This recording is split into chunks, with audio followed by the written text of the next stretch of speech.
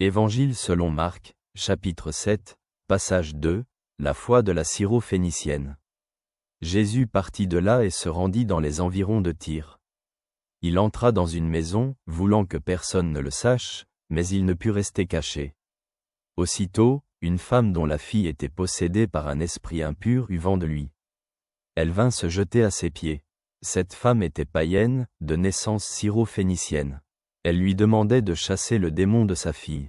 Elle lui disait, « Laisse d'abord les enfants se rassasier, car il n'est pas bien de prendre le pain des enfants pour le jeter aux petits chiens. » Mais elle répondit, « Oui, Seigneur, mais les petits chiens sous la table mangent les miettes des enfants. » Alors il lui dit, « À cause de cette parole, va, le démon est sorti de ta fille. » En rentrant chez elle, elle trouva l'enfant couché sur le lit, et le démon était parti.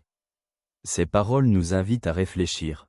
L'histoire de la foi de la Syro-Phénicienne révèle la force incroyable de la persévérance et de l'humilité qui conduit à la guérison.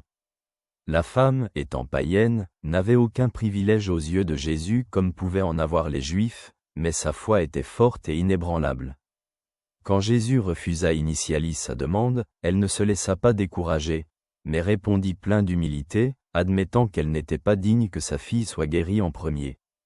Sa réponse, « Oui, Seigneur, mais les petits chiens sous la table mangent les miettes des enfants » exprime une foi profonde et une compréhension que Jésus a le pouvoir d'aider, même si ce n'est pas en première intention.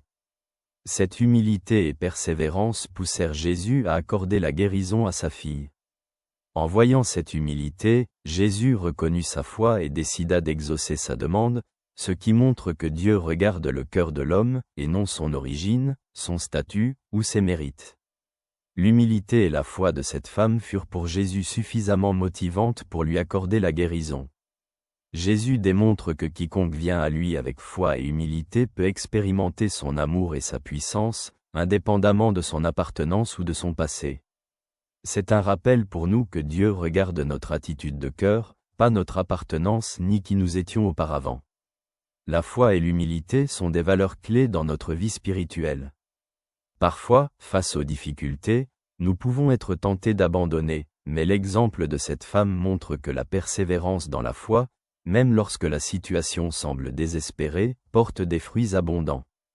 Jésus ne regarde pas nos mérites, mais notre attitude, notre disposition à l'humilité, à la foi et à la confiance, qui conduit à la guérison, non seulement physique, mais aussi spirituelle. Que la paix et la joie soient avec toi.